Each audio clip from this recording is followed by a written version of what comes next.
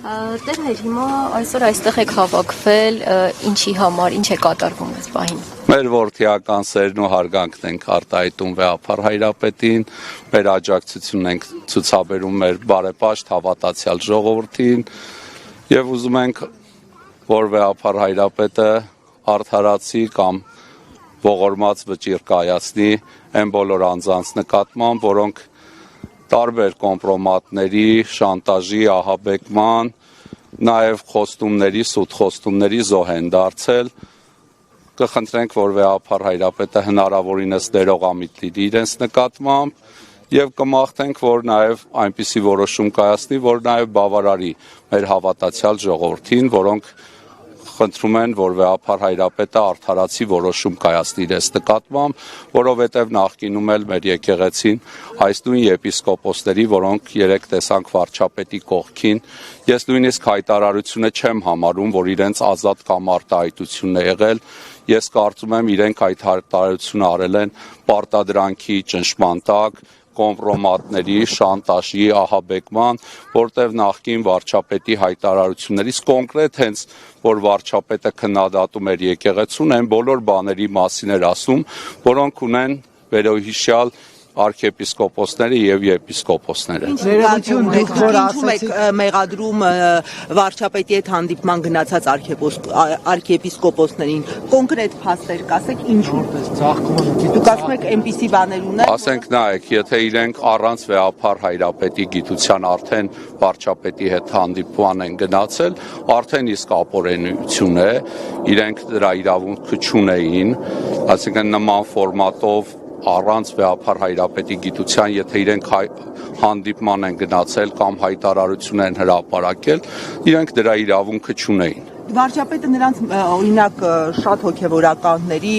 մեղադրում է կուսակրոնության ուխտը խախտելու մեջ։ Կոնկրետ իրենց է մեղադրում։ Ում։ Այդ իր հետ հանդիպվածներին։ Օրինակ, ում անունը կտակ, որը խախտել է կուսակրոնության։ Առանց նույնիսկ անունը տալու իրենք այդ բոլորը հասկացել են, նախկինում էլ նման խնդիրներ իրենք ունեցել են։ Բոլորը։ Այդ որ իր շուրջ հավաքվել էին, այն բոլոր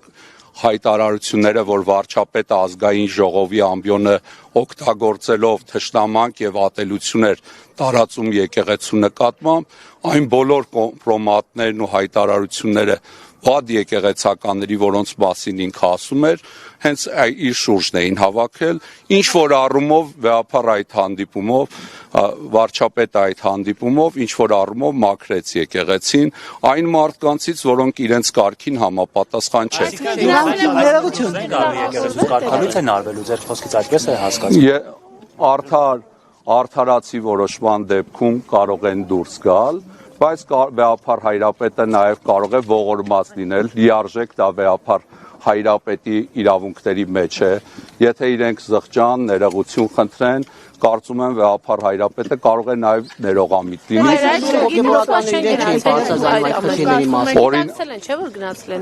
Օրինակի համար, եթե ես լինեի Վեհափառ Հայրապետը,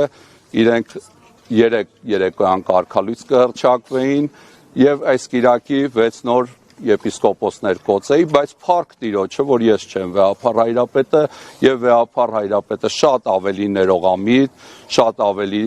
շրջահայաց, շատ ավելի երկայնամիտ անձնավորություն է եւ կարծում եմ կարող է նաեւ իրենցից ոմանց նկատմամբ ողորմած լինել, եթե իրենք զղջան։ Ինչու՞ հոգեվորականները չէին բարձրաձայնում այդ խնդիրների մասին, որ դուք հիմա մատնանշում եք, որ կուսակրոնության ուխտ են խախտել եւ այլն։ Դուք ասում եք գիտեին այդ Ես չեմ բարձրաձայնել այդ մասին, նախ ասեմ վարչապետն է բարձրաձայնել իր տարբեր հայտարարություններով եւ ասենք մենք այդ խնդիրները ժամանակ առ ժամանակ բարձրացնում ենք, դրա արդյունքում շատերը նաև կարգալույց են արվել ժամանակին, շատերն էլ զղջացել են, ապաշխարության իրենց համար շրջան է տրվել, փորձել են հետ գալ ապաշխարությամբ եկեղեցի, նաև վստահաբար Վեհափառին խոստացել են, որ նման բան չի կրկնվի, բայց հիմա արդեն կրկնվելու դեպքում, որի արդյունքում կարող են իրենց դեմ կոմպրոմատներ լինեն իշխանավորների ձեռքին, որոնցով իրենց շանտաժի, ահաբեկման են ենթարկվում, այսինքն իրենք չեն կարողանում իրենց կատարած արարքների պատասխանը տալ։ Նայեք, օրինակ կաթողիկոսներ են խախտել կուսակրթությունը, որտեղ վարչապետը իրենց էլ է մեղադրում։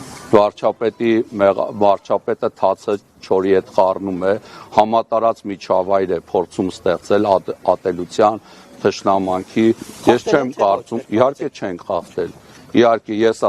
կարծում եմ, որ ի պատիվ իրենք չեն խախտել, դրա համար էլ հաստատուն կերպով իրենք կարողանում են մեր խնդիրները վեր բարձրացնել։ Օրինակ, գիտեմ, որ Վեհափար Հայրապետը Արցախի թեմը չի լուծարել, եւ սա էլ իշխանությունների համար խնդիր էր, եւ այսօր տեսնում ենք ցավոք սրտի դառը իրավիճակը, երբ ասենք Վեհափար Հայրապետը այն թեմը, որը ինքը չի լուծարել, որ իշխանությունները կուզեին լուծարել, եւ թեմի առաջնորդը վերջի պատերազմի ժամանակ ես չգիտեմ որտեղ է եղել, Արցախում է եղել, թե չի եղել, նաեւ այն վերջի շրջանում, որ ռազմաքաղաքական ղեկավարությունները գերության մեջ են, այսինքն իրեն տեսնել այնտեղ գնալը արդեն իր համար կոռեկտ չէ